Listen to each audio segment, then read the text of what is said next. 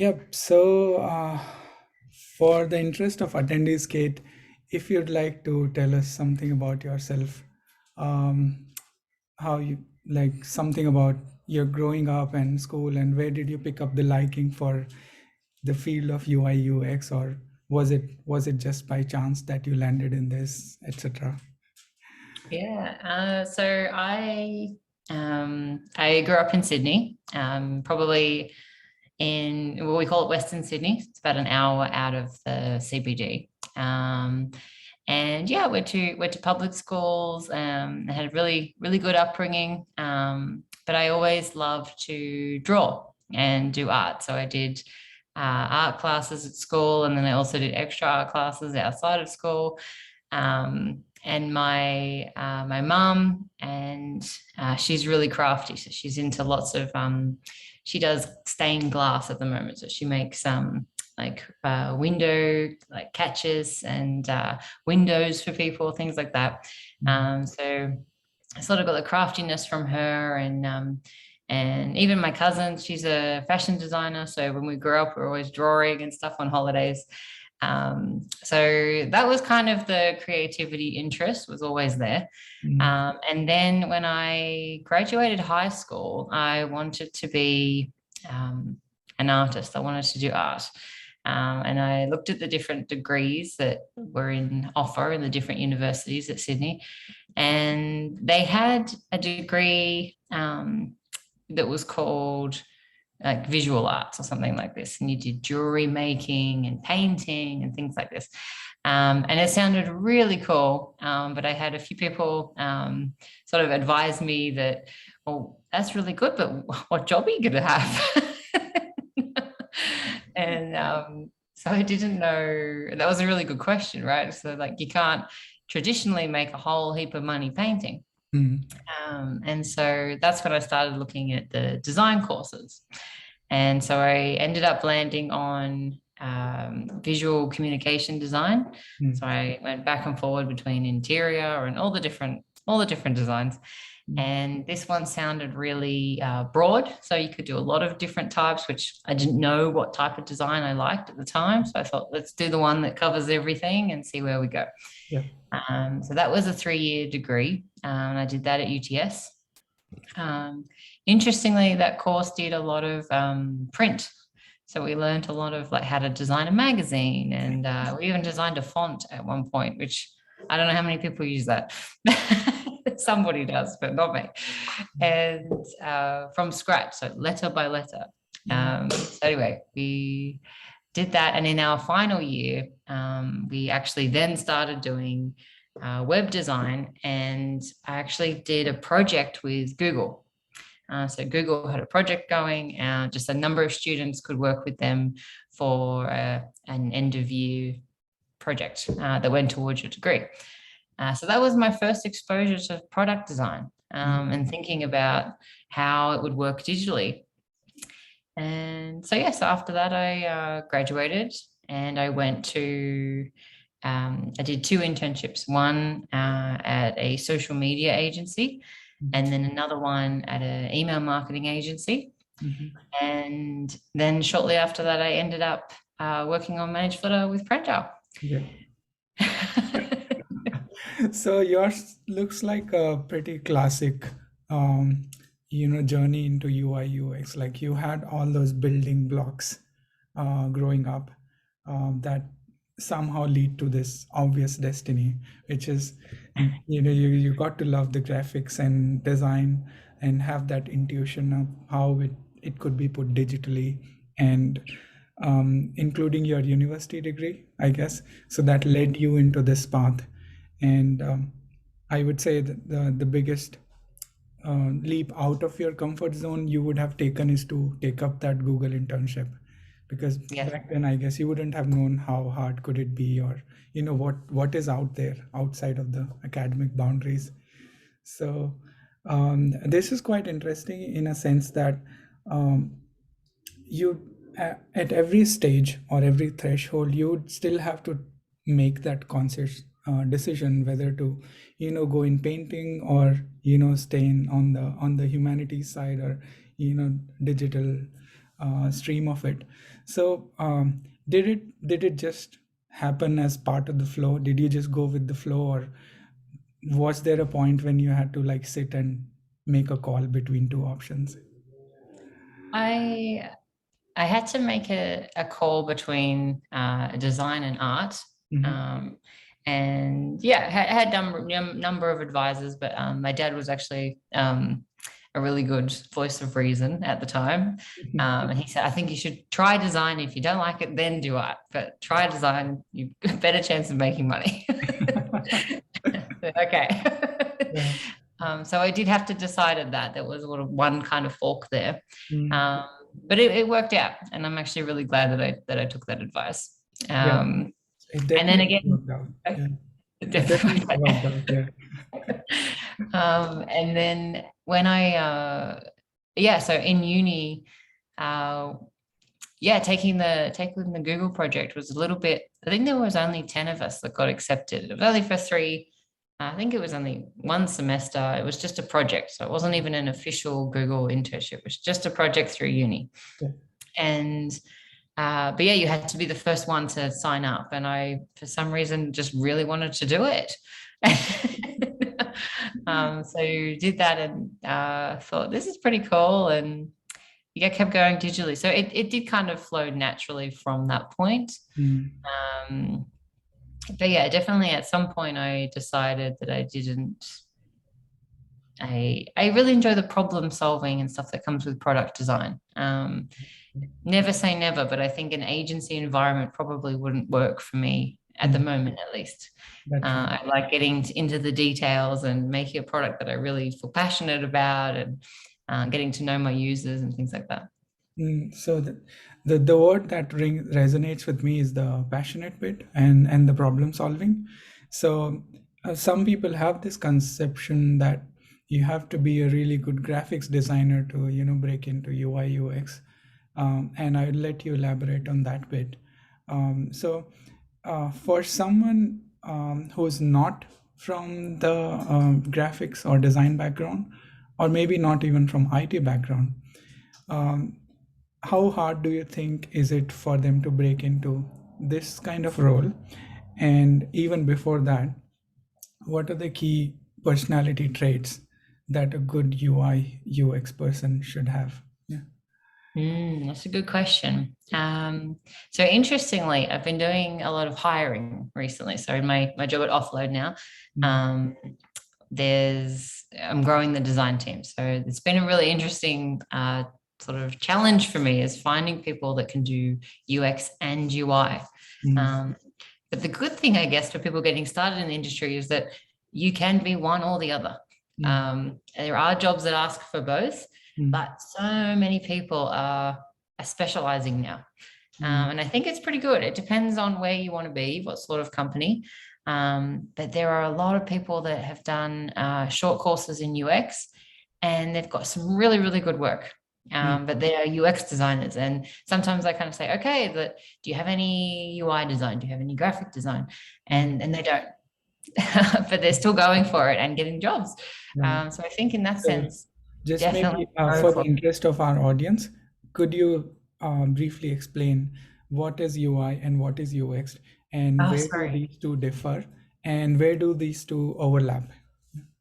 Okay, so UX stands for user experience, and that side is, you can think of that as a lot more of the thinking and the problem solving. So doing the research, figuring out who your users are, and wireframing without it being particularly aesthetically pleasing. Whereas UI stands for user interface, and that is the pixel perfect design work. Mm. And so if you can do both, it's a really good complement. Mm. But you can have one or the other for sure. Right. So, and this is all in the context of software design for the scope of this discussion. So, for the absolute beginners out there, in our attendees, this is like a company is building a software, and now they have two major problems to solve. First is obviously who they are building it for. What problem does their software solve? Why do they want to solve that particular problem, and how they want to provide a software or a mobile app or a website to solve that problem. And second bit is, what should be the color of the button and how far the text should be, and what should the screen look like, so that look part is more on the UI side, and the problem solving part and finding the reason to solve a particular problem is the UX bit. Correct. Yep. Yep. And I think even today you'll see titles for product designer, and it's the merge of the two. UX UI is the merge of the two. But yeah, there are definitely roles that are just UI or just UX. Right. Especially bigger companies, they hire one of each and they'll complement each other. Right, right. So what does let's imagine someone who's just UX person. What would their typical day-to-day work look like? Yeah, what sort of discussions they have, what sort of things they do as part of their job? So just UX, lots of research in a way. So you would use methodologies like interviews, surveys, looking at the data, and bringing that back and saying, okay, what's the best solution for this user? So even in my current role, we have a lot of different users, but sort of, I guess, 3 or 4 primary ones. And they have very different behaviors and very different demographics and different technical literacy. So the way you design for one user is different to the way you would design for another. And UX is about taking that into consideration and almost sketching that out and doing a trial and error and watching to see if that solution is going to work. So you can put something really messy in front of the user and see if they can use it. So this is a lot more of the UX side of the work. And then that would, once kind of proven, I guess, that it works, it would be handed over to do the UI side. So then you make it pixel perfect and you make it sure that the buttons are big enough and all that kind of thing. So yeah. So I guess this UX comes a bit earlier in the product life cycle. Then comes the UI. Then you basically create digital assets and hand them over to the front end developers. These are the people who build and code the front end side of things. Yes. So one kind of logically flows from another. So it's sort of like a waterfall thingy. So yeah, I think Vignesh had a question. How is UI/UX designing different from front end development? So do you want to touch on that? Yeah, I think the simplest one is remove the code. So the front end developers are actually coding and putting it together, and the designers are thinking, planning, and making designs in different software that gets handed to the developer, and then it lightens their load in a way. They don't have to do as much work. Right. Okay. So while we're here, would you like to talk a little bit about your current company, what they do, and what your role is currently? Yeah, definitely. So Offload is a logistics startup in Sydney, and basically we try to be more efficient in the transportation industry with middle mile trucks. So these are the not your parcel delivery that come to your door. They're the big trucks that drive interstate across the country with pallets. So what we do is we try and find shippers with really large contracts, and they would use our platform to fulfill and move their freight. We actually get a lot of the smaller carriers in Australia. So carriers are trucking companies who maybe have one truck and one person. So we call them an owner operator, or they're a small business. So 10 or less employees. And the problem that they have today is that they can't access the large contracts because they have a very small fleet. But if we put them all together, they can. So what Offload does is pull all the carriers together. We act as like a digital interface. The shippers can use Offload as their transportation, and we actually fulfill it with all the small carriers. So our mission is kind of to fill more trucks more often, which is sort of an environmental thing. We want to don't want to waste space in trucks, Mm. and yeah, and actually empower small businesses and move freight more efficiently across the country. That's quite good. I think you can call it Uber for trucking if you Uber for will. trucking is a good way. Yeah. That's pretty good. And what does your role look like? Yeah. So when I started at Offload, I was probably the fifth or sixth full-time employee. And I was the only designer, so founding designer. And so that was really cool. We got to do a lot of different things, and wear a lot of different hats, which I love. Mm. And then over time, the team has grown. We've raised a lot of money, and I've become a manager of a small team. So I have a few designers that I work with now, and manage them both remote and in Sydney. And yeah, so they're product designers. They're mixed UX UI, Mm. and we work on 3 desktop apps and 1 mobile app. Right. Okay. So something with, yeah, people like yourself and I who have worked a lot with startups, we sometimes take it for granted, the power of a small team. Yeah. Like the entry barriers are low. Like you don't have to jump through a lot of hoops to land that job, and the visibility is quite high, and the breadth of your responsibility is quite broad. Like you got to do everything, like you said, putting on multiple hats. But would you like to, like, maybe think it from a third person perspective?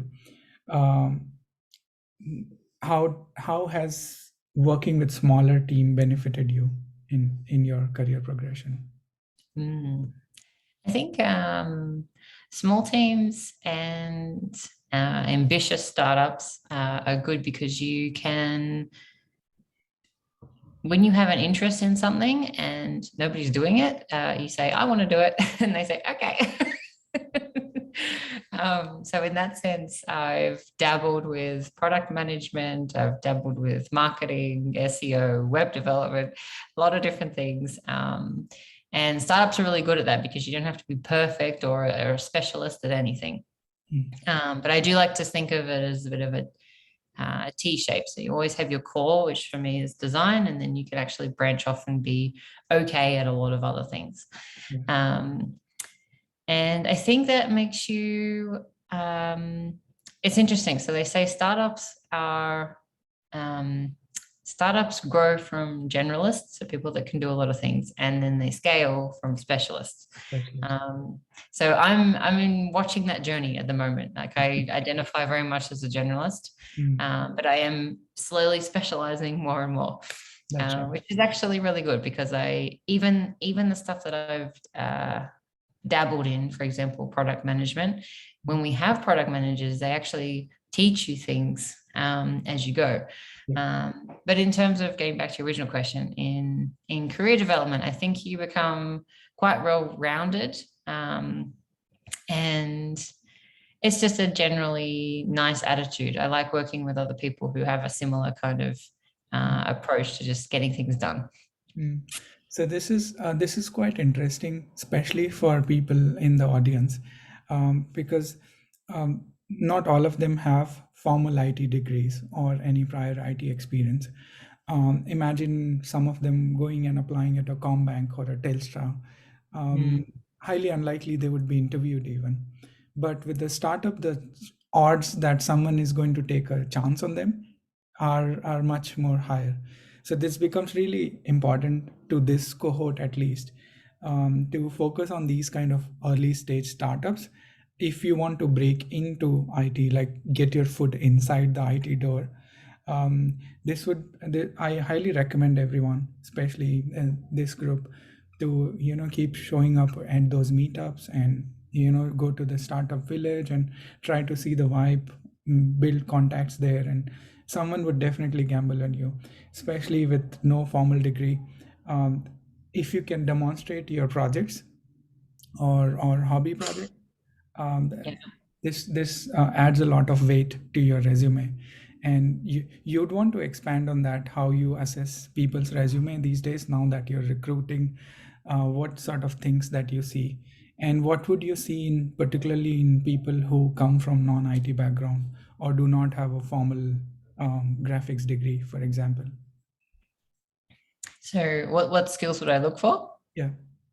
What? Um, Honestly, it's an attitude thing. I think if you sort of say in your application that you're willing to learn, and identify your strengths and your areas of improvement. So you can say, "Oh, I'm really good at writing, but I want to get into design, or I want to get into UX writing, but I think I can write quite confidently."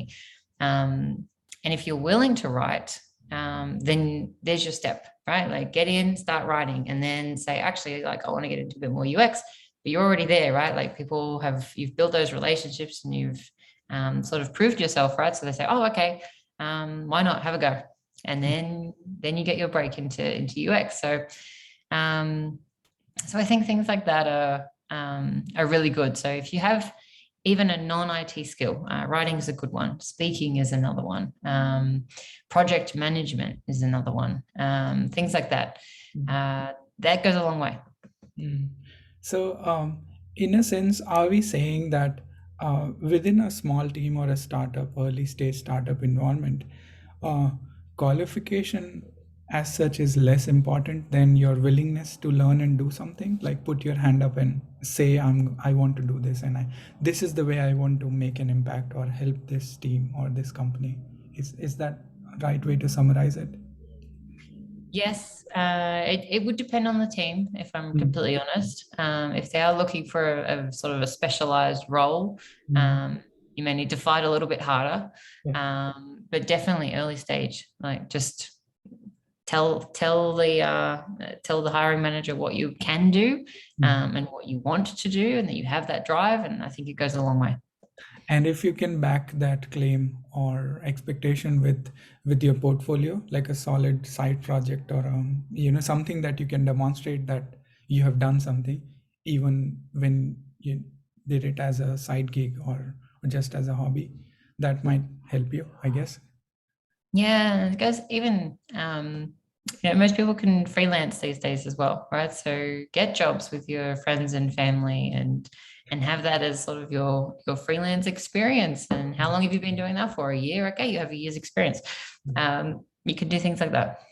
Yeah, this is quite good. The freelancing bit, it can fit very well with their existing commitments. Like if they have already a day job, non-IT day job, they can still spare few hours every day to do that freelancing bit. And on paper, it looks like you've been doing freelancing for 1 year. So it kind of ticks the box for certain recruiters, right? Yeah, yeah, it gives you a step, and I think you learn from your freelancing as well. Mm. You learn stakeholder management, you learn working with clients, Yep. and that's a skill in itself as well. That's right.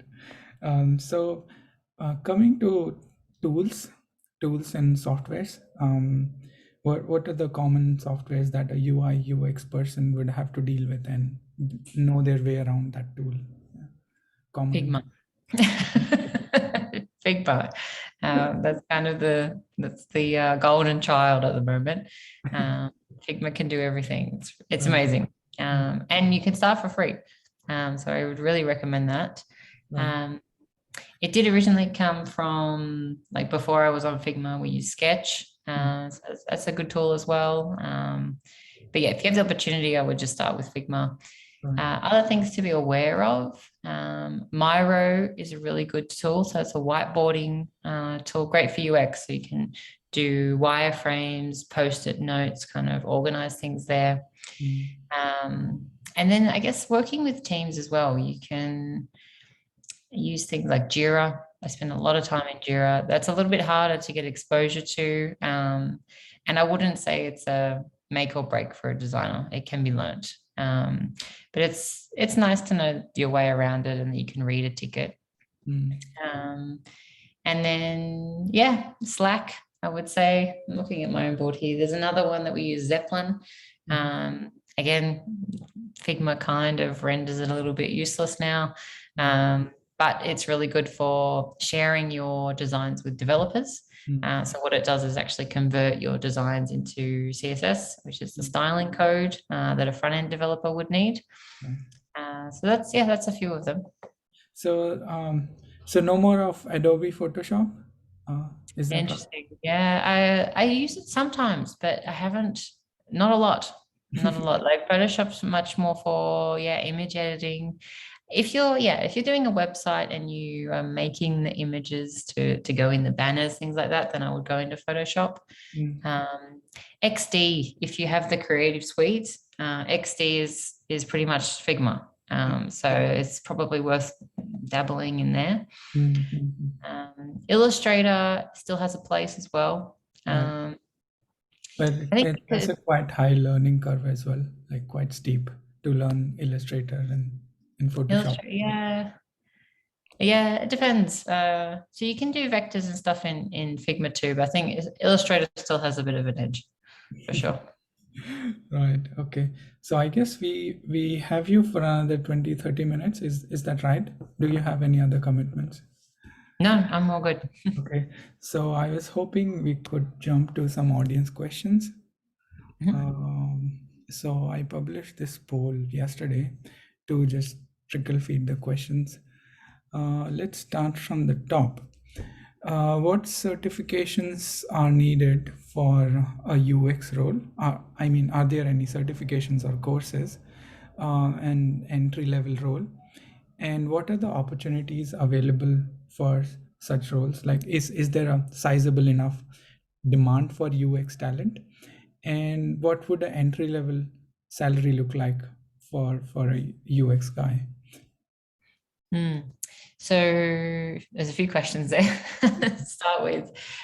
In terms of courses, we have in Australia, and they can be done online too. There's a reference, we do boot camps. So General Assembly is a good example, and Academy XI.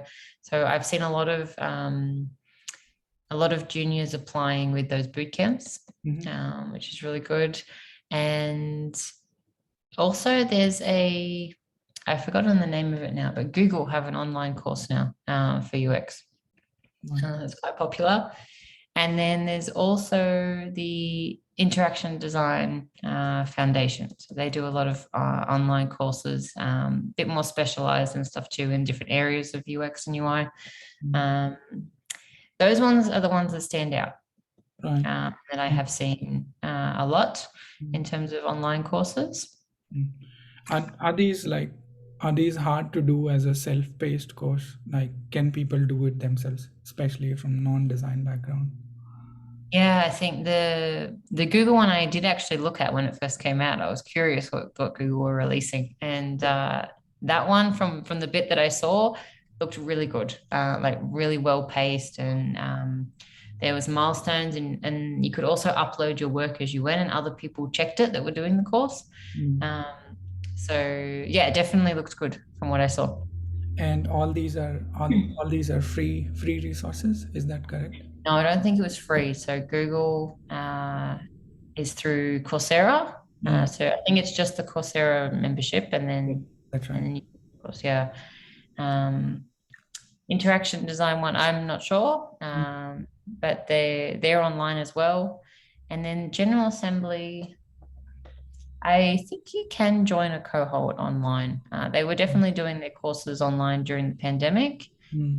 but I know that they have in-person classes as well. So it might Right. depend on which one you join. Yeah, at least these are good pointers for people to start researching and see which one works for them, and sign up to that. Yeah. So that's quite good. And so the next part of the question was, I think these are just the courses that people can do, and is there a sizable job market for UX roles from your I end? think so. Yes. Yes, definitely. It's been a challenge to find UXs, to be honest. Mm, Hiring for the team. I think I hear it's different all over the world. So I know that there was a big push in sort of in the States and Europe a couple of years ago. So Australia does usually come a little bit later. mhm. But I'm definitely seeing a big demand for design now. Yeah. And now that you're in a hiring manager role, what do entry level salaries look like for a UX role? Just a ballpark, yes. Yeah, it really depends. I've had a few, yeah, interns and people that have actually left and joined other companies and things like that. So it does really depend. Mm, But I would ballpark 70 in mm, Australia. yeah. So that's quite good as a starting salary, knowing that the median Australian salary is around that range. So Yeah, you could get started from there and then make your way up. definitely. Yeah. Let's take the next one. Um, are there any good books and resources you would recommend for someone wanting to start career in UI UX? So I think resources you already shared: General Assembly Bootcamp's Google UI UX course or Interaction Design Foundation. Uh, would you recommend any books that stood out to you? Um, Books that stood out. That's a good one. This one's probably not for a beginner, honestly, but I really love the book Sprint by Jake Knapp. So that one goes through your typical design sprint mhm, and how you would think about in a roughly a 1 week period or 2 week period, mm, um, how you problem solve and come to ideas as a group. mhm, So that's a really good resource. I'm actually reading one now called 100 Things About People That Designers Should Know. And it's actually really good. So this one feels like it's got some foundations in it, but also some other sort of more scientific research as well. So I just finished reading about like peripheral vision versus like central vision, mm. things like that. So I'd probably recommend that one Yeah, this as is a good sort of broader designer I starting reckon point. these are quite advanced ones. And I guess by the nature, just because of the nature of the field itself, the books won't be 101 type. Like they would by design be very deep, and they would be covering things like, psychology and, like you mentioned, peripheral vision, things like that, behavioral psychology included. So the one that I really liked back in my uni days was Design of Everyday Things. Oh It's one yeah. of those classics. Even though I could not finish the whole of it, but whatever I read was pretty. Um, it changed the way how I looked at things outside of the digital realm itself. So that one was quite good, and I'll compile these notes and share it with the attendees later on. Let's jump to the next question. I think on that point too, I've a lot of my reading comes from Medium. So there's some really good like collectives on Medium for UX and product design, and also the teams at the big tech companies. So Google, Spotify, etc. They have design teams that post that they almost have their own blogs. So Mm. they have some really interesting content as well.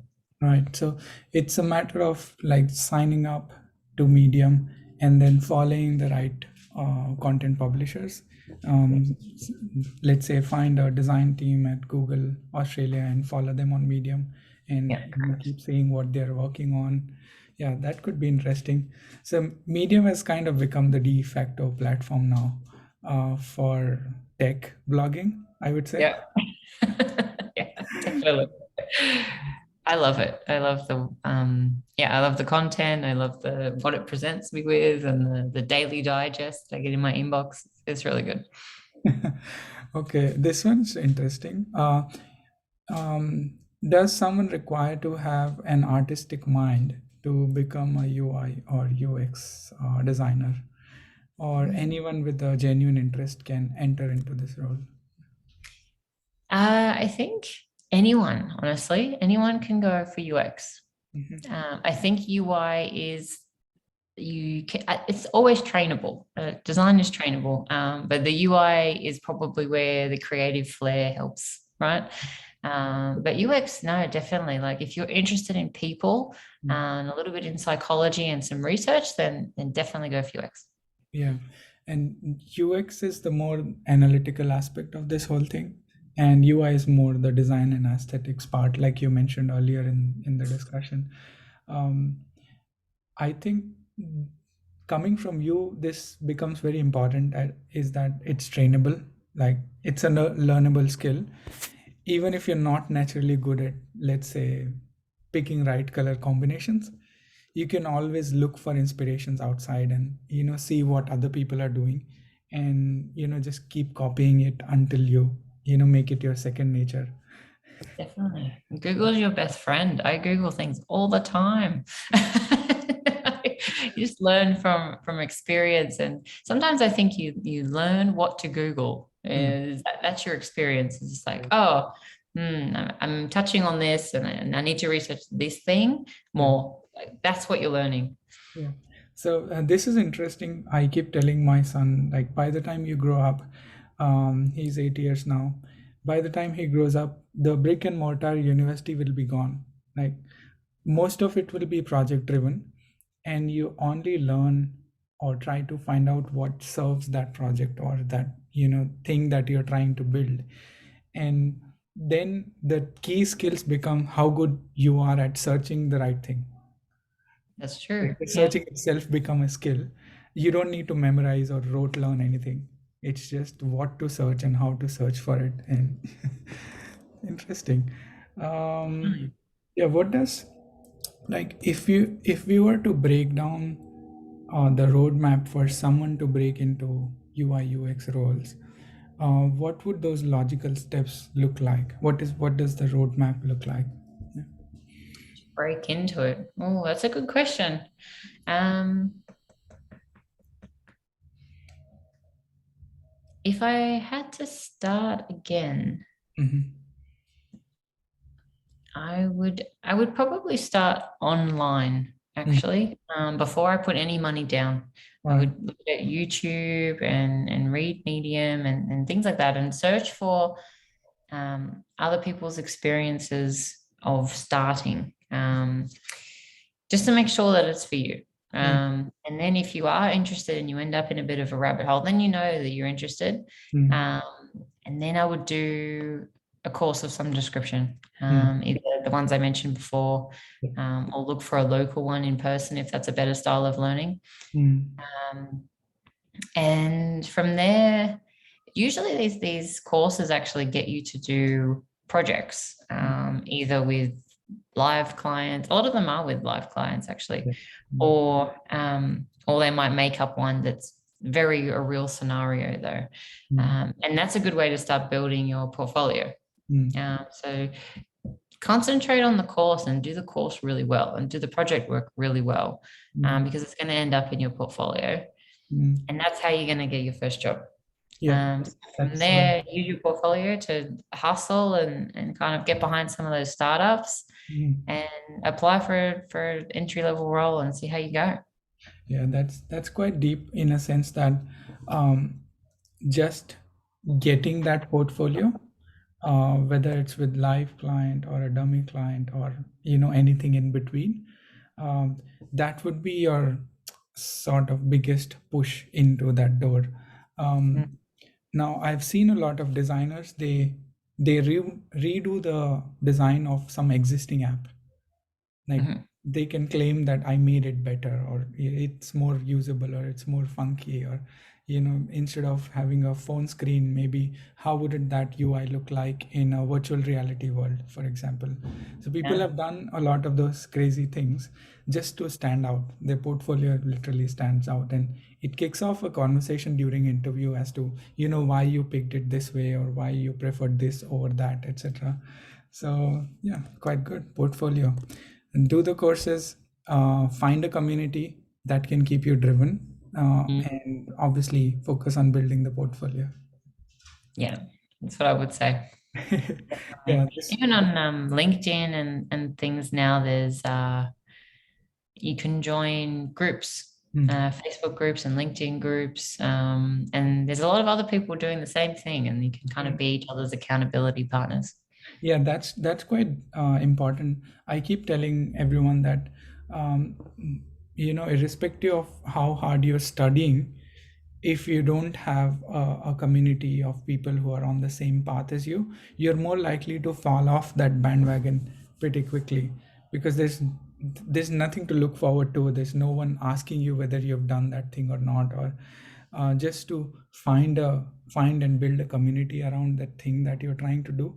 It will Yeah. almost ensure that you keep doing it until such time when you're able to break big.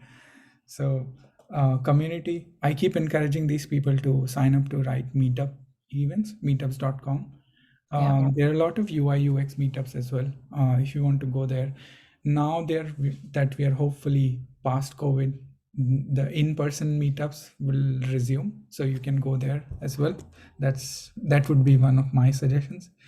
Um, yeah, There's this another one. one that's online actually. Speaking of, is it's called a ADP List. Yeah, Awesome design people, I think it stands for. And basically, they are designers, all different levels of their career, and you can book time with them to discuss, discuss their journey, or if you have questions, or even a portfolio review. So get feedback yeah. from them before you go for a job, things like that. Yeah, this is quite big. I keep seeing the posts from ADP List as well.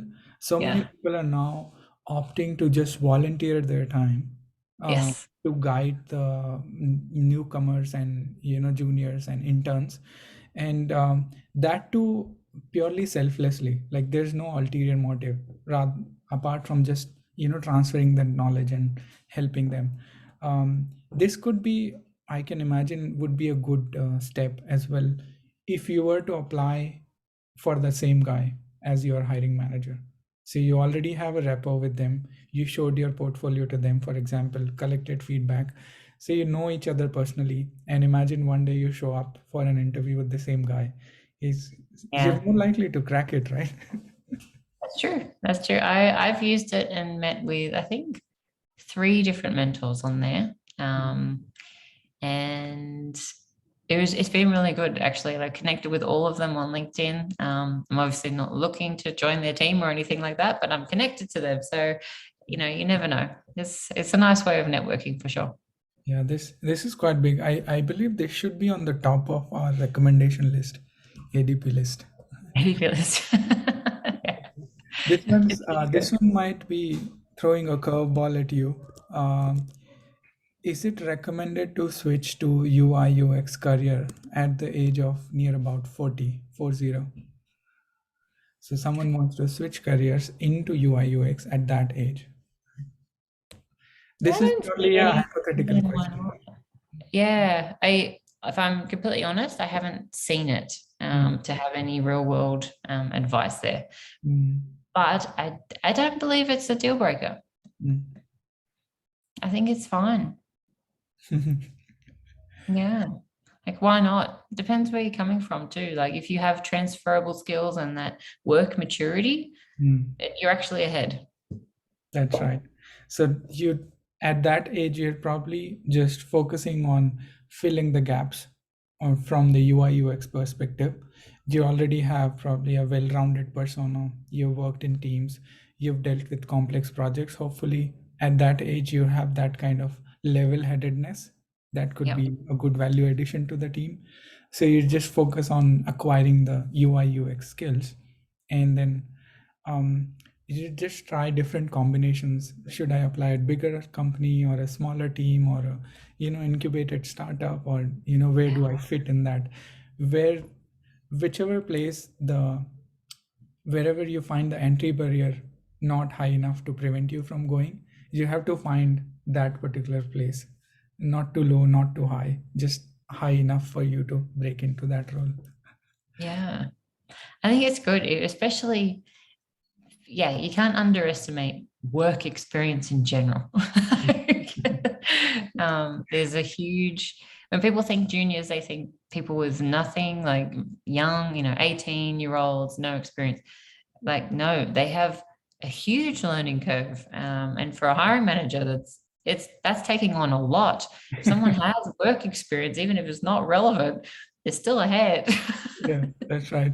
Imagine as a hiring manager, you end up hiring some teenager and you have to babysit them. and they end up generating more work than they create. So it's kind of real pain for managers, and that's a real thing. Like if you can take away that pain by virtue of being more experienced, having Yeah. more work experience, that could be a big plus itself. That's quite good. That's actually very motivating, I would say. Sure. Like, why not? Sky's the limit. Yeah, this one, I think this is kind of touching on what we have already discussed. Um, does a UI designer um, having proper visual sense, is it enough to fulfill their role, or do they need to do a proper visual communication design course or certification itself? To qualify for UI specifically or as a designer? Yeah, UI. Yeah. UI specifically? No, I think you can learn it. Mm, Yeah. It's a little bit harder if you have no design background, but like most, no, actually maybe not most, but a lot of designers I know, myself included, learned UI on the job. mm, Like it's not something that was trained at school. yep. We learned the design fundamentals, and then that means you can apply it to lots of different aspects of design. And obviously, that requires study and practice and experience and all that sort of thing. Um, but yeah, if you have a design sense, Mm. you can transfer that to UI. Yes. Yeah, that's quite good. This question is coming from someone who has done a design degree, and they're probably in their final year. Um, so Okay. this the suggestion that you gave might be really relevant here. Yeah, I mean UI. If you've done even web development, right, like or website design, web design, very similar, very close. Mm, Yeah. that's quite good. Specifically for you, where to from here in terms of your career? what, A what good question. what what are you looking forward to in like let's say next 6, 12 months, 2 years? Yeah, it's a good one. I kind of, um, if I'm very honest, I am rolling with it at the moment. So I have a few more hires in the pipeline. So I'm going to grow the team. For me, that's fairly new to have a team of designers to coach and help, and also get a lot more work done because more people, more work. um, so that's going to be my biggest challenge and learning curve for the next 6, 12 months. But I'm excited, and our team has actually grown enormously. So we were 5, I think, when I started, Mhm. and now we're at 70, I think, Wow, plus. Yeah, and it hasn't been that long. It's only been, I've been at the company 2 years, but most of that growth has happened in less than a year. wow, that's quite Uh, good. And yeah, so it changes really very rapidly, and it's exciting. So it's, for me, it's like I don't know where we're going. yeah, and you don't actually need to know by just by virtue of being in that fast moving ship. Yes. Um, rolling with it is not just rolling with it. Every single day you're learning something new and you're growing out of your comfort zone. So sometimes you just have to be in the right vehicle for all of that personal and professional growth to happen, instead of just hustling alone somewhere in the corner. Like just by being part of that fast growing startup, Mm. all of your growth is just happening. It's just coming to you. Yeah, there is an element of being in the right place.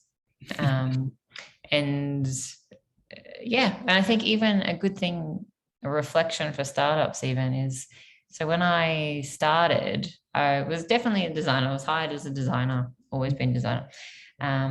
But did dabble in a lot of things, and as I said, product and all that kind of thing.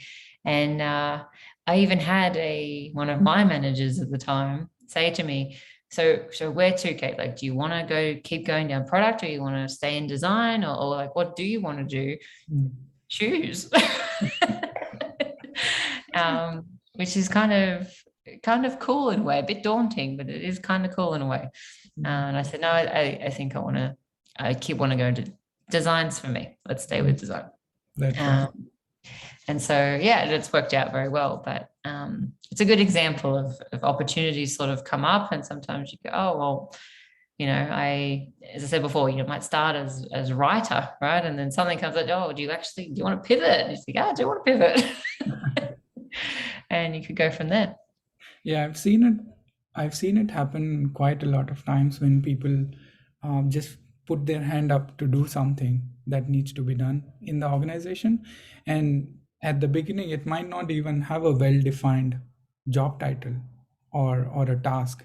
There's something needed to be done, and someone raised their hands, and Mhm. somehow learned along the way and did it, and that's what built their street cred, if you will, in that organization.